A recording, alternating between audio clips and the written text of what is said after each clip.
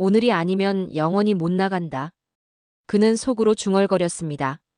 머릿속에는 수없이 되뇌던 어머니의 목소리가 맴돌았죠. 민수야, 내 재능은 내 것이라야 한다. 강물 위로 찢어질 듯한 비명이 울려 퍼졌습니다. 새벽 안개에 가려진 메콩강. 누군가는 몸부림치며 거센 물살에 휩쓸려 내려가고 있었고 저편에서는 로프 하나가 허공을 가르며 날아들었습니다. 그러나 정작 손에 닿기 직전 불빛 수십 개가 강둑을 훑으며 점점 가까워지고 있었죠. 누가 왜 이런 목숨 건 탈출을 감행하는 걸까요? 현장을 목격한 이들은 한결같이 말했습니다. 도저히 믿기지 않았다. 저 사람들이 평범한 참가자일 줄 알았다. 이제야 모든 게 연결된다. 평범한 듯 보였던 한 청년이었지만 그가 감춰온 비밀은 누구도 상상하지 못한 규모였습니다. 단순한 탈출이 아니었고 단순한 도전도 아니었습니다. 전 세계의 흐름을 바꾸게 될 단 한 번의 결단, 그리고 그 시작이 바로 이 강 위에서 벌어졌던 겁니다. 그렇다면 그 청년은 누구였을까요? 왜 수많은 이들이 목숨을 걸고 그를 추격했을까요? 그리고 강 건너편에서 기다리던 사람들은 대체 누구였을까요? 이 모든 질문에 대한 답은 지금부터 시작됩니다. 이 놀라운 반전의 전체 이야기가 궁금하시다면 지금 잠시 구독과 좋아요 버튼을 눌러주세요. 저희 채널은 매일 밤 세상을 뒤흔든 실화를 각색해 전해드립니다. 알림 설정까지 해두시면 절대 놓치지 않으실 겁니다. 그리고 이제 시간을 돌려보겠습니다. 평양의 한 교실, 아무도 주목하지 않던 소년이 조용히 문제집을 풀던 그 순간으로 16세였던 그날 제가 받은 수학 시험지에는 정확히 47문제가 적혀 있었어요.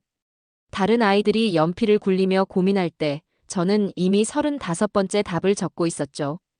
교실 뒤편에서 들려오는 시계 초침 소리만이 고요함을 깨뜨렸습니다. 손목이 아플 정도로 빠르게 움직이는 연필. 머릿속에서는 숫자들이 마치 살아있는 것처럼 춤을 추고 있었어요. 미분과 적분, 확률과 통계가 제 안에서 하나의 언어로 변해가는 순간이었습니다. 시험이 끝나고 일주일 후 어머니가 부엌에서 설거지를 하고 계실 때였어요. 현관문을 두드리는 소리가 평소보다 무겁게 울렸습니다. 어머니의 손이 그릇 위에서 멈춰섰죠. 저는 책상에 앉아 있었지만 그 순간 공기가 달라진 걸 느꼈어요. 문을 열자 군 제복을 입은 남자 2명이 서 있었습니다. 그들의 어깨에 달린 계급장이 햇빛에 반짝였어요. 앞선 남자가 공문서를 펼치며 말했습니다. 안민수 동무가 맞습니까? 전국 수학 경시 대회에서 1등을 차지한. 어머니의 얼굴이 하얗게 변했어요. 제가 본 것 중 가장 창백한 표정이었습니다. 그분은 과거 중학교에서 수학을 가르치셨기에 이런 상황이 무엇을 의미하는지 누구보다 잘 알고 계셨죠. 사이버 전사 아카데미에 특별 입학하게 되었습니다. 내일 오전 8시까지 준비하십시오. 그 말이 끝나자 집안의 모든 소리가 사라진 것 같았어요. 어머니가 삼키는 침소리, 제가 심장 뛰는 소리, 멀리서 들려오는 자동차 엔진음까지 모든 게 멈춘 듯 했습니다. 저는 그때까지 컴퓨터라는 걸 제대로 만져본 적이 없었어요. 우리 집에는 낡은 라디오와 흑백 텔레비전만 있었으니까요. 하지만 수학은 달랐습니다. 숫자는 제게 친구였고 공식은 제가 사는 세상의 언어였어요. 다음 날 새벽 어머니가 제 어깨를 깨웠습니다. 평소보다 이 시간 일찍 일어난 시간이었어요. 부엌에는 계란 후라이와 밥이 준비되어 있었고 어머니는 제 가방을 다시 한번 점검하고 계셨습니다. 민수야, 거기서 무엇을 배우든 너는 너야. 그걸 잊으면 안 돼. 어머니의 목소리가 떨리고 있었어요. 저는 그때 처음으로 어머니가 우시는 걸 봤습니다. 눈물이 볼을 타고 흘러내리는데도 억지로 웃으려고 하시는 모습이었죠. 평양 시내 중심가에 있는 아카데미 건물은 제가 상상했던 것보다 훨씬 컸어요. 12층 높이의 회색 건물이었고 입구에는 붉은 깃발이 바람에 펄럭이고 있었습니다. 경비원 3명이 제 신분을 확인한 후에야 안으로 들어갈 수 있었어요. 복도를 걸으며 저는 벽에 걸린 사진들을 보게 되었습니다. 컴퓨터 앞에 앉은 학생들의 모습이었어요. 그들의 표정이 묘하게 진지했고 마치 전쟁을 치르는 군인 같았습니다. 강당에서 입학식이 시작됐어요. 무대 위에는 군 제복을 입은 교장이 서 있었습니다. 그의 가슴에는 메달이 여러 개 달려 있었고 목소리는 마이크 없이도 강당 전체에 울려 퍼졌어요. 동무들, 여기서 배우게 될 것은 단순한 기술이 아닙니다. 조선의 미래를 지킬 무기를 만드는 방법입니다.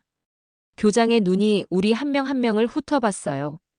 제가 앉은 자리까지 그의 시선이 닿았을 때 등골이 서늘해졌습니다.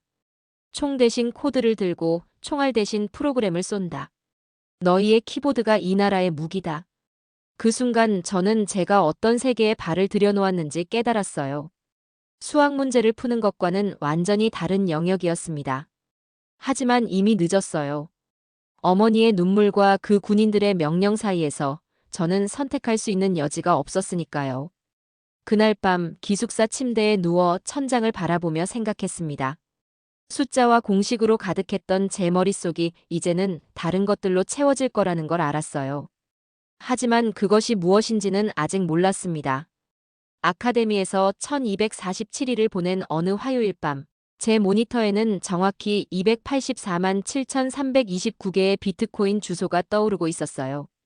새벽 3시 27분이었습니다.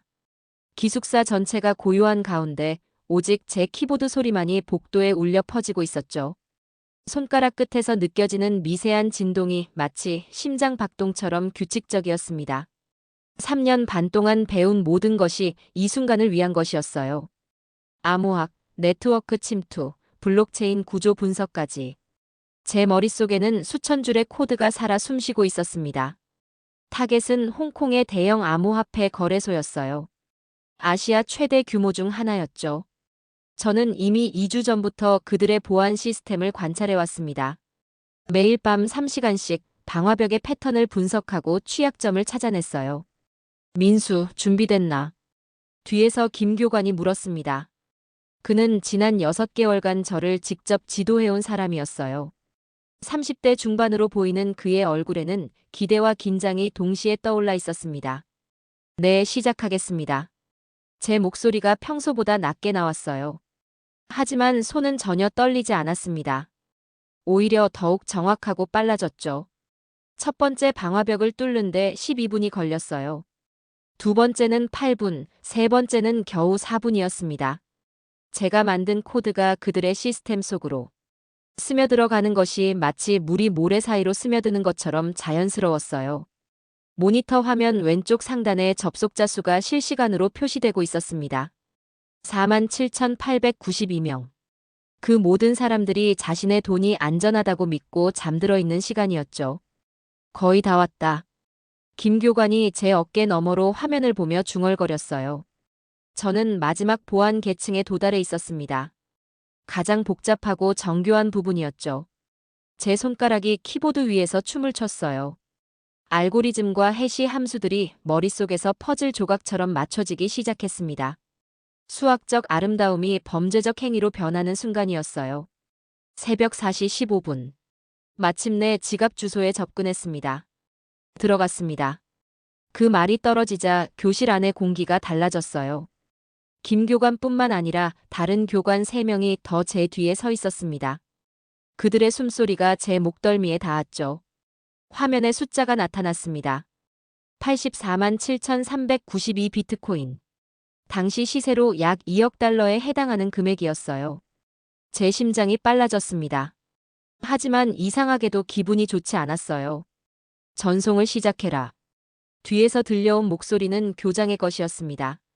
언제 들어왔는지도 모르게 그가 제 바로 뒤에 서 있었어요. 제 어깨에 그의 손이 올려졌습니다. 저는 미리 준비해둔 북한 정부의 계정으로 비트코인을 이체하기 시작했어요. 100개씩 나누어서 천천히. 너무 빨리 하면 시스템이 이상을 감지할 수 있었으니까요. 전송이 완료되기까지 37분이 걸렸습니다. 그 시간 동안 교실은 묘한 긴장감으로 가득했어요. 마치 수술실 같은 정적이 흘렀죠. 완료했습니다. 제가 마지막 엔터키를 누르는 순간 뒤에서 박수가 터져 나왔어요. 교장이 제 어깨를 두드리며 말했습니다. 훌륭하다, 민수. 내가 따낸 비트코인으로 우린 세계를 움직인다. 그날 아침 저는 아카데미 역사상 가장 큰 성과를 올린 학생이 되었어요. 점심시간에는 특별 급식이 나왔고 저녁에는 교장실에서 개별 면담이 있었습니다. 민수, 내 가족을 평양 시내 새 아파트로 이주시키겠다. 너의 공로에 대한 보상이다. 교장의 말을 듣는 순간 복잡한 감정이 들었어요. 기쁨과 함께 무언가 찜찜한 기분도 섞여 있었습니다. 제가 한 일이 정말 옳은 것인지 의문이 들기 시작했어요. 그날 밤 어머니에게 전화를 걸었습니다. 아카데미에서는 한 달에 한 번씩만 가족과 통화할 수 있었거든요. 민수야, 새 집이 정말 좋구나. 방이 3개나 돼. 어머니의 목소리는 기뻐하고 계셨어요. 하지만 저는 왜인지 마음이 무거웠습니다. 홍콩의 그 거래소에서 돈을 잃은 사람들 생각이 자꾸 머릿속을 맴돌았어요. 침대에 누워서 천장을 바라보며 생각했습니다. 제 키보드가 무기라고 했던 교장의 말이 계속 귓가에 맴돌았어요. 하지만 무기는 사람을 다치게 하는 것 아닌가요? 저는 과연 영웅이 된 걸까요? 아니면 다른 무언가가 된 걸까요? 그 의문에 대한 답은 아직 찾을 수 없었어요. 하지만 분명한 건 제 삶이 완전히 바뀌었다는 것이었습니다. 어머니는 새 집에서 웃고 계시고 저는 체제의 영웅이 되었어요. 그런데 왜 이렇게 마음이 편하지 않은 걸까요? 홍콩 해킹 성공 후 정확히 73일째 되는 날 밤, 제 앞에는 3단계. 보안이 걸린 내부망 접속 화면이 떠 있었어요.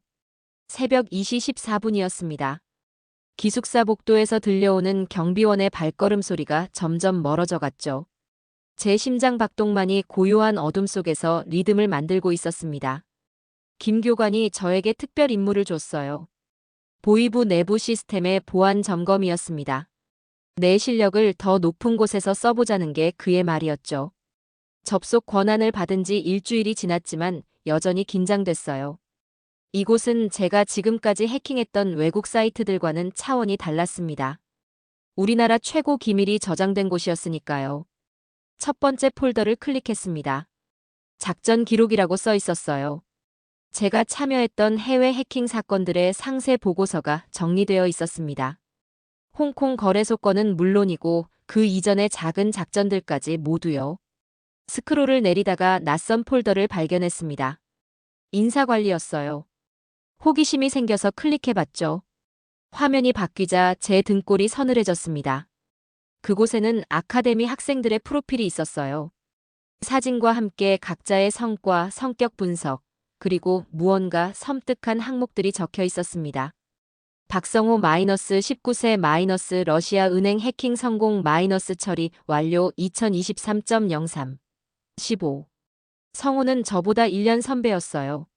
작년 3월에 갑자기 아카데미에서 사라졌습니다. 교관들은 더 좋은 곳으로 발령받았다고 했었죠. 손이 떨리기 시작했습니다. 하지만 멈출 수 없었어요.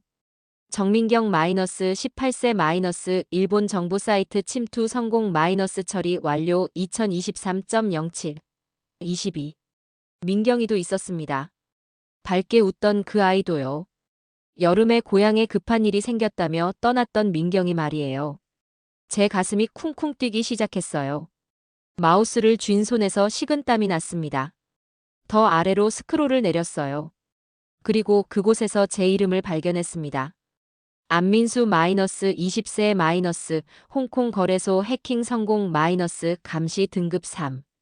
감시 등급 3. 그게 무슨 뜻인지 알고 싶어서 옆에 파일을 클릭했습니다. 새로운 창이 떴어요. 제 일상이 상세히 기록되어 있었습니다.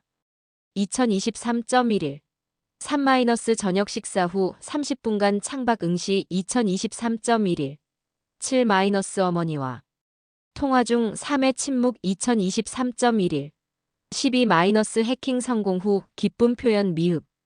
제가 언제 화장실에 갔는지, 몇 시에 잠들었는지, 심지어 꿈에서 뭐라고 중얼거렸는지까지 모든 게 기록되어 있었어요. 가장 아래에는 빨간 글씨로 이런 문장이 적혀 있었습니다. 주의 요망 체제 충성도 의심 구간 발생 지속 관찰 필요. 화면을 보고 있는데 갑자기 옆에서 영상 파일이 하나 열렸어요.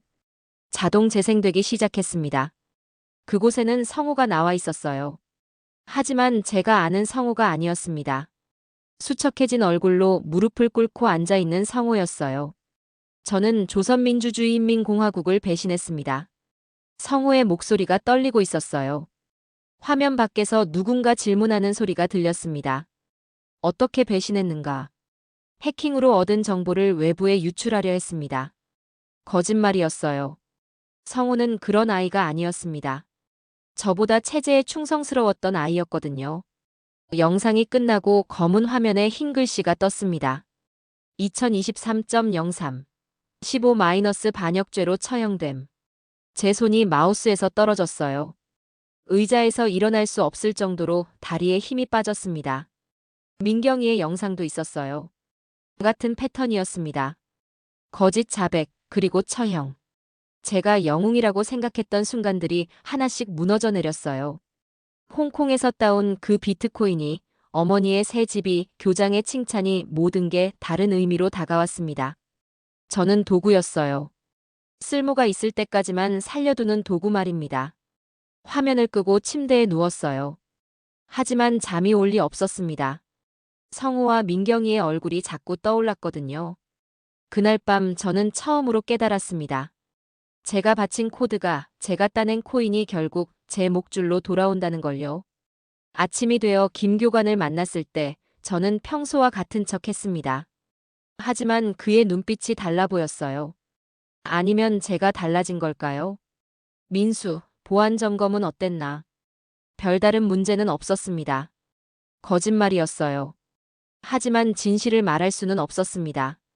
그 순간부터 저는 두 개의 얼굴로 살기 시작했어요. 겉으로는 충성스러운 사이버 전사, 속으로는 언제 사라질지 모르는 감시 대상. 그리고 그날부터 저는 새로운 계획을 세우기 시작했습니다. 여기서 나가는 방법을요. 내부망의 진실을 알게 된 지 정확히 19일이 지난 일요일 오후, 저는 어머니와 마주 앉아 있었어요. 월 1회 면회 시간이었습니다. 면회실의 시계는 2시 47분을 가리키고 있었죠. 어머니의 손이 테이블 위에서 미세하게 떨리고 있는 걸 보면서 저는 제 가슴 속에서 무언가 단단해지는 걸 느꼈습니다. 어머니는 평소와 달리 침묵이 많았어요. 새 아파트 이야기를 하다가도 자꾸 말끝을 흐렸습니다. 제가 체중이 줄었다며 걱정하시면서도 눈빛 어딘가에 두려움이 서려 있었어요. 민수야, 요즘 표정이 어둡구나. 어머니가 조심스럽게 말을 꺼냈습니다. 제 얼굴을 자세히 살피시더니 갑자기 가방에서 무언가를 꺼내셨어요. 작은 종이 쪽지였습니다. 면회실 구석에는 감시 카메라가 있었어요. 하지만 어머니는 자연스럽게 물컵을 들어 각도를 가리며 쪽지를 제게 밀어주셨습니다. 집에 오면 다락방에서 이야기하자. 쪽지를 읽는 순간 제 심장이 빨라졌어요. 어머니가 뭔가를 알고 계신다는 느낌이 들었습니다. 그날 저녁 면회가 끝나고 집에 돌아갔어요. 아카데미에서는 한 달에 한 번 외박을 허용했거든요. 평양 시내의 새 아파트는 정말 좋았습니다. 하지만 저는 왜인지 편하지 않았어요. 밤 10시가 되자 어머니가 다락방으로 올라오라고 하셨습니다. 그곳은 창고로 쓰이던 좁은 공간이었어요. 어머니는 벽과 문틈에 두꺼운 담요를 덮으셨습니다. 도청될 수 있으니까. 어머니의 목소리가 평소보다 낮았어요. 저는 그때 처음으로 어머니가 얼마나 많은 걸 알고 계셨는지 깨달았습니다. 민수야, 엄마가 바보인 줄 알았니? 어머니가 제 손을 잡으셨어요. 그 손이 차갑고 거칠었습니다. 과거 분필가루로 하얗게 되곤 했던 그 손이요. 성우 어머니를 만났다. 우연히. 제 가슴이 철렁 내려앉았어요. 성우 이야기는 제가 어머니께 한 적이 없었거든요. 그 아이 엄마가 울면서 하는 말이 성우가 반역자가 아니라고. 누구보다 나라를 사랑했던 아이라고. 어머니의 눈에서 눈물이 흘러내렸습니다. 저는 아무 말도 할 수 없었어요. 민수야, 너도 언젠가는. 말을 끝내지 못하셨어요. 하지만 저는 어머니가 무슨 말을 하려는지 알았습니다. 어머니는 다락방 구석에 숨겨둔 작은 상자를 꺼내셨어요. 안에는 USB와 종이 몇 장이 들어 있었습니다. 3년 전부터 준비했다. 너를 위해서. USB에는 비트코인 지갑 주소와 개인키가 저장되어 있었어요. 제가 홍콩에서 훔친 돈의 일부를 어머니가 미리 빼돌려 놓으신 것이었습니다. 어떻게 이걸? 내 아버지가 살아계실 때 컴퓨터를 조금 배웠거든. 너만 천재가 아니야. 어머니가 쓸쓸하게 웃으셨어요. 그제서야 저는 어머니가 얼마나 오랫동안 이 순간을 준비해 오셨는지 알았습니다. 종이에는 탈출 경로가 적혀 있었어요. 중국 국경, 동남아시아, 그리고 최종 목적지까지. 어머니는 혼자서 이 모든 걸 계획하고 계셨던 거예요. 엄마는 어떻게 해요? 엄마는 여기 남는다. 너 혼자 가야 해. 어머니의 목소리가 단호했어요. 하지만 손은 계속 떨리고 있었습니다. 민수야, 엄마가 너를 낳아서 키운 건 이 나라의 도구로 만들기 위해서가 아니야. 너는 너 자신이어야 해. 그 말을 듣는 순간 제 눈에서도 눈물이 났어요. 어머니 품에서 한참을 울었습니다. 언제 떠날 건데요? 기회가 되면. 해외 출장이나 대회 같은 것 말이야. 어머니는 이미 모든 걸 생각해두고 계셨어요. 심지어 제가 나간 후 어떻게 시간을 벌지까지 계획하고 계셨습니다. 하지만 민수야, 한번 나가면 다시는 돌아올 수 없어. 엄마도 다시 못 봐. 어머니의 목소리가 떨렸어요. 저는 그때 비로소 이 결정이 얼마나 큰 것인지 깨달았습니다. 새벽까지 어머니와 이야기했어요. 탈출 방법, 주의사항, 그리고 새로운 삶에 대한 이야기까지. 어머니는 제가 자유로운 세상에서 제 능력을 좋은 일에 쓰기를 바라신다고 했습니다. 민수야, 이제 내 머리는 내 미래를 위해 쓰여야 한다. 그 말이 제 가슴 깊이 박혔어요. 저는 그날 밤 결심했습니다. 성우와 민경이처럼 사라지기 전에 제 발로 이곳을 떠나겠다고요. 아침이 되어 아카데미로 돌아갈 때 어머니는 평소와 같이 배웅해 주셨어요. 하지만 저희는 서로 알고 있었습니다. 이것이 마지막 포옹이 될지도 모른다는 걸요.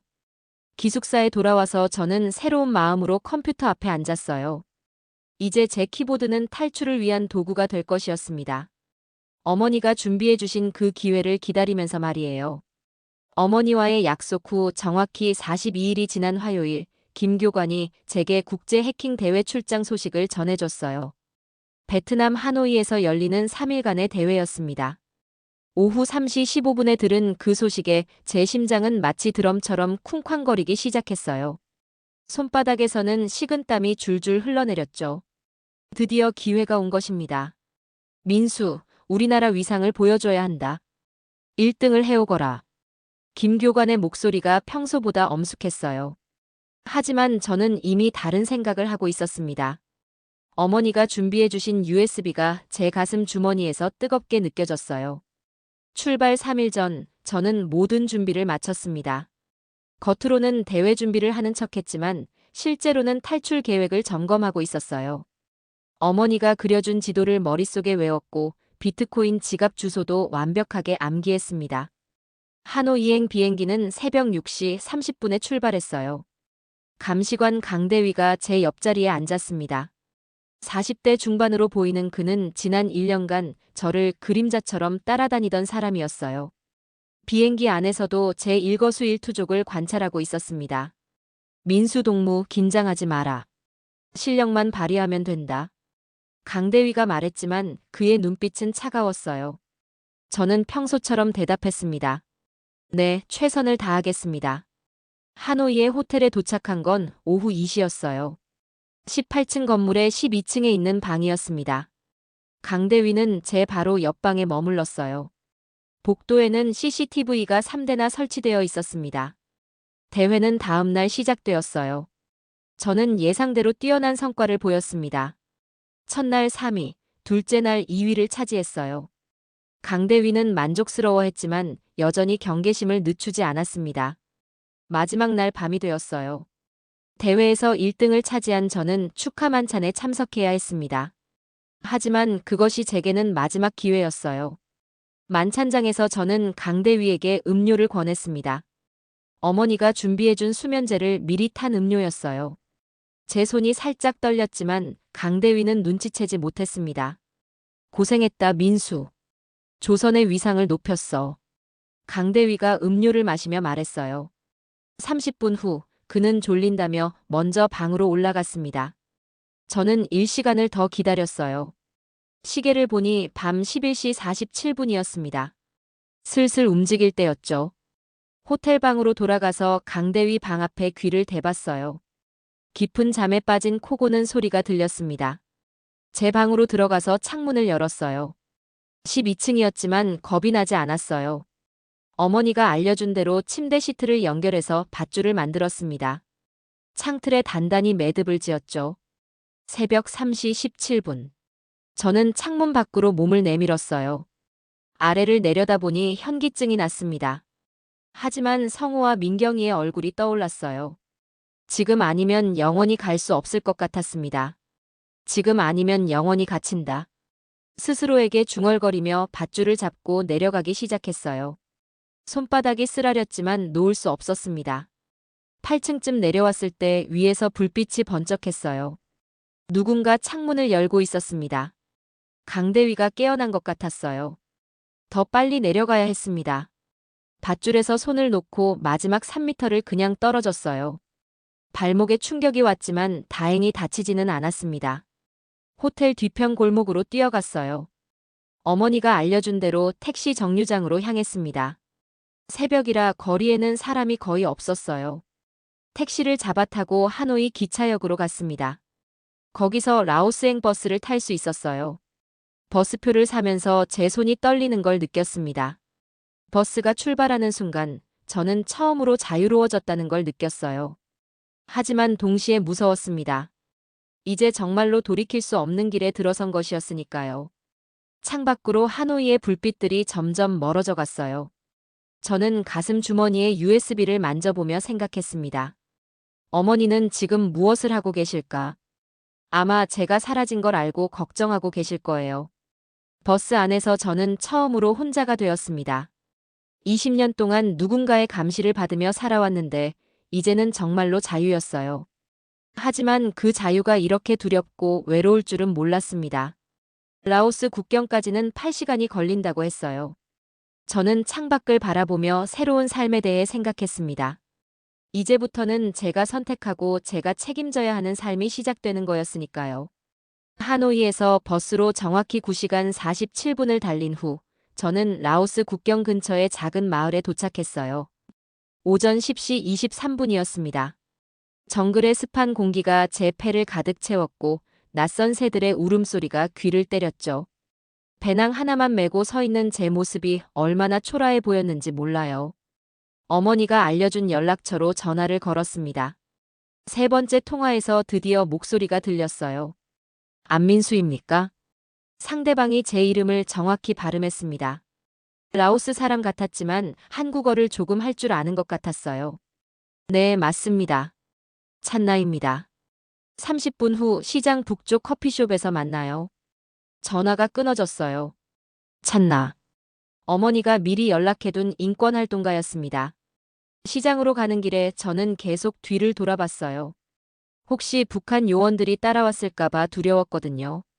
하지만 보이는 건 오토바이와 과일을 파는 상인들 뿐이었습니다. 커피숍에서 찬나를 만났어요. 30대 중반으로 보이는 여성이었습니다. 선글라스를 끼고 있었지만 눈빛이 예리하다는 걸 알 수 있었어요. 어머니로부터 연락받았어요. 상황이 심각하다고 하더군요. 찬나가 영어와 한국어를 섞어 말했습니다. 저는 제 상황을 간단히 설명했어요. 북한의 사이버 요원이었다는 것, 동료들이 처형당했다는 것, 그리고 한국으로 가고 싶다는 것을 말이에요. 쉽지 않을 거예요. 북한 정부가 당신을 찾고 있을 테니까. 찬나의 말에 제 가슴이 철렁했어요. 하지만 그녀는 도와주겠다고 했습니다. 오늘 밤 출발해요. 메콩강을 건너야 합니다. 그날 저녁 7시 찬나가 제게 낡은 오토바이를 가져왔어요. 정글 속 비포장 도로를 2시간 동안 달려야 한다고 했습니다. 오토바이 뒤에 앉아 정글을 달리는 건 생각보다 힘들었어요. 나뭇가지들이 제 얼굴을 핥히고 갔고 진흙 웅덩이를 지날 때마다 몸이 튕겨 나갈 것 같았습니다. 거의 다 왔어요. 찬나가 소리쳤어요. 앞에 강이 보이기 시작했습니다. 메콩강이었어요. 강가에 도착했을 때는 밤 9시가 넘어 있었어요. 달빛이 강물에 반사되어 은색으로 반짝이고 있었습니다. 하지만 아름다운 경치를 감상할 여유는 없었어요. 보트가 올 때까지 숨어 있어야 해요.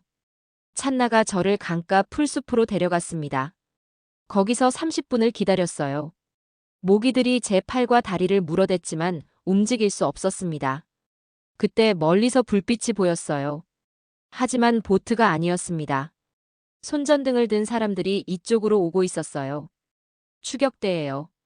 찬나의 얼굴이 창백해졌습니다. 북한 요원들이 저를 찾아온 것이었어요. 어떻게 해요? 강으로 뛰어들어야 해요. 다른 방법이 없어요. 찬나가 제 팔을 잡았습니다. 메콩강은 폭이 200m는 좋게 되어 보였어요. 헤엄을 잘 치지 못하는 저에게는 절망적인 거리였습니다. 손전등 불빛이 점점 가까워졌어요. 목소리도 들리기 시작했습니다. 한국어가 아니라 중국어 같았어요. 중국 공안일 수도 있었습니다. 지금이에요. 찬나가 소리치며 강으로 뛰어들었어요. 저도 그 뒤를 따랐습니다. 차가운 강물이 제 온몸을 감쌌어요. 옷이 물을 머금어 무거워졌고 숨쉬기가 어려웠습니다. 찬나가 제 팔을 잡고 함께 헤엄쳤어요. 힘내요. 거의 다 왔어요. 하지만 저는 이미 지쳐가고 있었어요. 물을 마셨고 팔다리에 힘이 빠져갔습니다. 이대로 죽는 건 아닌가 하는 생각이 들었어요.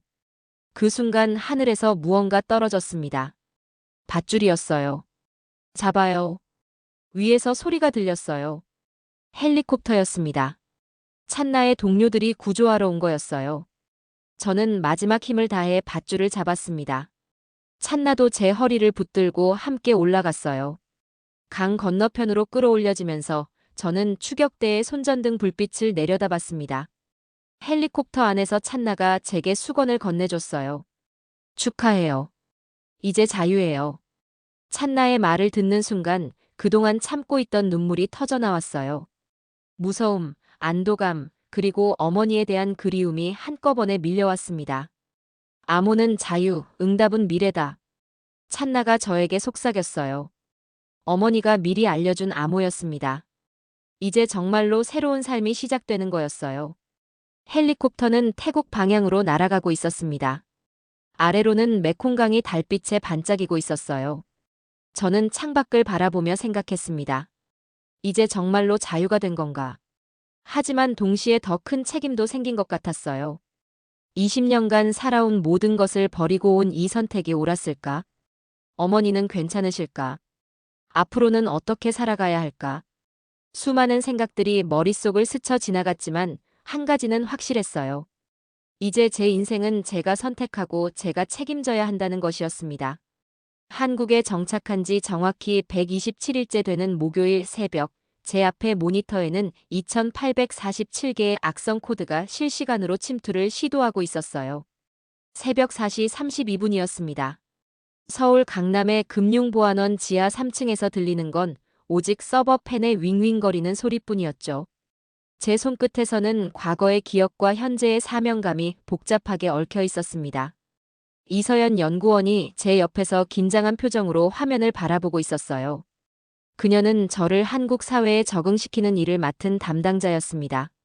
처음에는 북한 출신 해커를 불신했지만 지금은 제 능력을 인정하고 있었어요. 민수 씨, 이번 공격 패턴이 예전과 다르네요. 이서연의 목소리에서 걱정이 묻어났어요. 화면에 나타난 공격 코드를 보는 순간 제 가슴이 철렁했습니다. 이건 제가 만든 코드였어요. 정확히는 제가 아카데미에서 개발했던 랜섬웨어의 변형이었습니다. 누군가 제 옛 동료들이 이 공격을 주도하고 있었어요. 이건 북한발 공격이에요. 제가 조심스럽게 말했습니다. 이서연이 놀란 표정으로 저를 바라봤어요. 어떻게 확신해요? 제가 만든 코드의 흔적이 보이거든요. 그 말을 하는 순간 죄책감이 밀려왔어요. 과거에 제가 만든 무기가 이제 한국을 공격하는 데 쓰이고 있었으니까요. 공격 대상은 한국의 주요 은행들이었어요. 이미 세계 은행의 시스템이 마비되기 시작했고 고객들의 개인정보가 유출될 위험에 처해 있었습니다. 막을 수 있어요? 이서연이 간절한 눈빛으로 물었어요. 저는 잠시 망설였습니다. 제 과거를 완전히 드러내야 할 순간이 온 거였어요. 할 수 있어요. 하지만 제가 어떻게 이 코드를 아는지 설명해야 할 것 같은데요. 이서연은 고개를 끄덕였어요. 지금은 설명보다 공격을 막는 게 우선이었습니다. 저는 키보드에 손을 올렸어요. 과거에 제가 만든 공격 패턴을 역으로 분석하기 시작했습니다. 마치 자신과 체스를 두는 기분이었어요. 첫 번째 방어막을 구축하는데 15분이 걸렸습니다. 제가 과거에 만든 백도어를 막는 코드였어요. 두 번째는 12분, 세 번째는 8분이었습니다. 신기해요. 어떻게 이렇게 빨리 막을 수 있죠? 이서연이 감탄하며 물었어요. 저는 씁쓸하게 웃었습니다. 공격자가 어떻게 생각하는지 아니까요. 사실 저도 똑같은 공격을 해본 적이 있거든요. 그 순간 제 모니터에 익숙한 아이디가 나타났어요. GHOSTHACKERPY. 평양의 유령 해커라는 뜻이었습니다. 제 옛 동료 박성민의 아이디였어요. 성민이가 직접 공격을 주도하고 있었어요. 아카데미에서 함께 지내던 그 친구가 말이에요. 저는 성민이에게 메시지를 보냈습니다. 성민아, 나 민수야. 그만해. 잠시 후 답장이 왔어요. 민수, 살아있었구나. 내가 사라진 후 모두 내를 찾고 있어. 이건 잘못된 거야. 무고한 사람들이 피해를 받고 있어. 우리는 명령을 따를 뿐이야. 너도 알잖아. 성민이의 답장을 보며 가슴이 아팠어요. 그도 저처럼 선택의 여지가 없었을 거예요. 성민아, 나와 함께 나와. 여기서는 우리가 원하는 일을 할 수 있어. 길고 긴 침묵이 흘렀습니다. 그 사이 저는 계속해서 방어 코드를 작성했어요. 제 과거의 공격 패턴을 하나씩 무력화시켜 나갔습니다. 마침내 성민이에게서 답장이 왔어요. 미안해, 민수. 난 아직 용기가 없어. 하지만 공격은 중단할게. 그 순간 화면에서 악성 코드들이 하나둘 사라지기 시작했어요. 성민이가 공격을 멈춘 거였습니다. 끝났나요? 이서연이 조심스럽게 물었어요. 저는 고개를 끄덕였습니다. 마지막 방어막까지 완성된 상태였거든요. 이제 나는 뚫는 게 아니라 막는다. 제가 중얼거리자 이서연이 미소를 지었어요. 민수 씨가 만든 방어 시스템 정말 대단해요. 이걸 다른 기관에도 적용할 수 있을까요? 그날 이후 저는 새로운 일을 시작했어요. 북한의 사이버 공격을 막는 전문가가 된 거였습니다. 제가 과거에 만든 공격 기법을 역이용해서 방어 시스템을 구축하는 일이었어요. 몇 주 후 성민이를 포함한 몇몇 옛 동료들이 저에게 연락을 해왔어요. 그들도 탈출을 원한다고 했습니다. 저는 찬나와 협력해서 그들을 도왔어요. 한 명, 두 명씩 한국에 온 옛 동료들과 함께 저는 특별한 팀을 만들었습니다. 보안 교육 네트워크라고 불렀어요. 과거 공격자였던 우리가 이제는 방어자가 되어 사이버 보안을 가르치는 일을 했습니다. 밤늦게 작업을 마치고 집에 돌아가는 길에 저는 생각했어요. 과거의 죄책감이 완전히 사라진 건 아니지만 이제는 그 경험을 좋은 일에 쓸 수 있게 되었다는 것에 감사했습니다. 어머니께 안전한 방법으로 편지를 보냈어요. 제가 잘 지내고 있고 좋은 일을 하고 있다는 내용이었습니다. 답장은 올 수 없었지만 어머니가 제 선택을 자랑스러워 하실 거라는 확신이 있었어요. 제 키보드는 이제 정말로 사람을 구하는 무기가 되었습니다. 파괴가 아닌 보호를 위한 무기로 말이에요.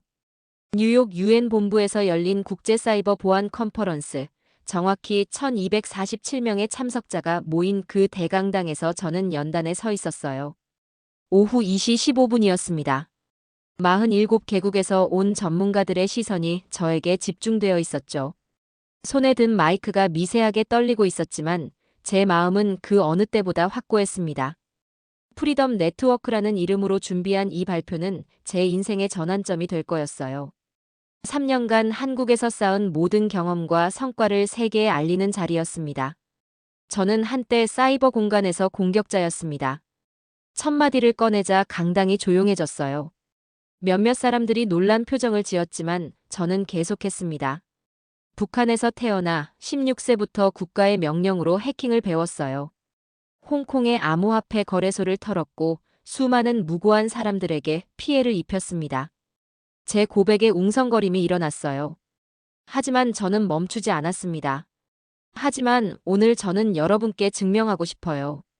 파괴의 기술을 구원의 기술로 바꿀 수 있다는 것을요. 화면에 지난 3년간의 성과가 나타났습니다.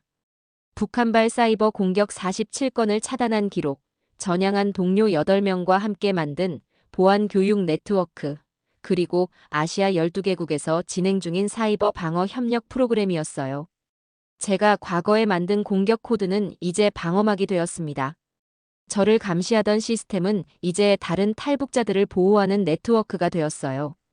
첫 번째 줄에 앉은 FBI 사이버 범죄 수사팀장이 고개를 끄덕이며 메모를 하고 있었어요. 유럽 사이버 보안청 대표도 관심 있는 표정이었습니다. 우리는 디지털 디펜더스라는 국제 협력체를 제안합니다. 다음 슬라이드가 나타났어요. 전 세계 사이버 보안 전문가들과 전향한 해커들이 함께 만드는 방어 네트워크의 청사진이었습니다. 북한, 중국, 러시아에서 온 전향자들이 각자의 경험을 살려 사이버 공격을 예방하고 차단하는 시스템이에요. 우리는 어둠 속에서 왔지만 이제 빛을 비추는 역할을 하고 싶습니다. 강당에서 박수가 터져 나왔어요. 처음에는 몇 명이었지만 점점 더 많은 사람들이 일어서서 박수를 쳤습니다. 발표가 끝나고 질의응답 시간이 되었어요. 독일에서 온 연구원이 손을 들었습니다. 과거의 동료들이 여전히 당신을 위협하지 않나요? 물론 위험은 있어요. 하지만 그보다 더 많은 사람들이 저를 지지하고 보호해주고 있습니다. 자유가 준 가장 큰 권리는 다시 선택할 수 있는 권리거든요. 그 말에 다시 한번 박수가 울려 퍼졌어요. 일본 정부 대표가 다음 질문을 했습니다. 구체적으로 어떤 성과가 있었나요? 작년 한 해 동안 저희 네트워크를 통해 차단한 랜섬웨어 공격이 127건이에요. 금전적 피해로는 약 2억 달러를 막아냈고 개인정보 유출 시도 847건을 사전에 차단했습니다. 숫자로 말하자 청중들의 반응이 더욱 뜨거워졌어요. 발표를 마치고 저는 로비에서 여러 기관 대표들과 만났습니다. FBI에서는 정식 협력을 제안했고 유럽연합에서는 디지털 디펜더스 프로그램에 자금을 지원하겠다고 했어요. 저녁 만찬에서 유엔 사무총장이 저에게 다가왔습니다. 민수 씨, 당신의 이야기가 많은 사람들에게 희망을 주고 있어요. 과거는 바꿀 수 없지만 미래는 우리가 만들어갈 수 있다는 것을 보여주고 있습니다. 그 말을 듣는 순간 제 눈이 촉촉해졌어요. 어머니 생각이 났습니다. 지금 이 순간을 보신다면 얼마나 자랑스러워 하실까요? 다음 날 아침 호텔방에서 저는 성민이에게 메시지를 보냈어요. 그도 이제 한국에 정착해서 저희 팀과 함께 일하고 있었거든요. 성민아, 우리가 해냈어. 유엔에서 정식으로 디지털 디펜더스를 승인했대. 곧바로 답장이 왔어요. 고마워, 민수. 내가 없었다면 나도 여전히 어둠 속에 있었을 거야. 창밖으로 뉴욕의 스카이라인이 보였어요. 수많은 빌딩들이 햇빛에 반짝이고 있었습니다. 3년 전 메콩강을 건널 때는 상상도 못했던 풍경이었어요. 핸드폰에 새로운 메시지가 들어왔습니다. 찬나에게서였어요. 민수, 뉴스에서 봤어. 정말 자랑스러워. 내 어머니도 분명 하늘에서 지켜보고 계실 거야. 어머니. 6개월 전에 돌아가셨다는 소식을 들었어요. 제가 탈출한 후 계속 감시받으시다가 병을 얻으셨다고 했습니다. 마지막까지 제 안부를 걱정하셨다는 이야기를 듣고 많이 울었어요. 하지만 어머니는 제가 자유롭게 살기를 원하셨어요. 그리고 제 능력을 좋은 일에 쓰기를 바라셨습니다. 이제 저는 그 소망을 이루고 있었어요. 비행기에서 한국으로 돌아가는 길에 저는 일기를 썼습니다. 오늘 나는 전 세계에 약속했다. 더 이상 파괴하지 않고 보호하겠다고. 공격하지 않고 방어하겠다고. 어둠을 만들지 않고 빛을 비추겠다고. 과거의 안민수는 체제의 도구였다. 하지만 오늘의 안민수는 자유의 수호자다. 키보드는 여전히 내 무기지만 이제는 사랑하는 사람들을 지키는 무기다. 인천공항에 도착했을 때는 밤 11시가 넘어 있었어요. 이서연이 마중 나와 있었습니다. 어떠셨어요? 꿈 같았어요. 정말로 새로운 시작이 된 것 같아요. 집에 돌아와서 컴퓨터를 켰어요. 디지털 디펜더스 네트워크에 전 세계에서 가입 신청이 쏟아지고 있었습니다. 미국, 유럽, 일본에서 온 전문가들 뿐만 아니라 다른 나라에서 전향한 해커들도 함께하고 싶어 했어요. 제 이야기가 끝나갑니다. 하지만 이건 끝이 아니라 새로운 시작이에요. 20년간 살아온 어둠의 세계를 버리고 빛의 세계에서 새롭게 태어난 이야기의 시작 말입니다. 자유가 준 가장 큰 선물은 선택할 권리였어요. 그리고 저는 매일매일 올바른 선택을 하며 살아가고 있습니다. 과거의 죄를 씻기 위해서가 아니라 미래의 희망을 만들기 위해서요.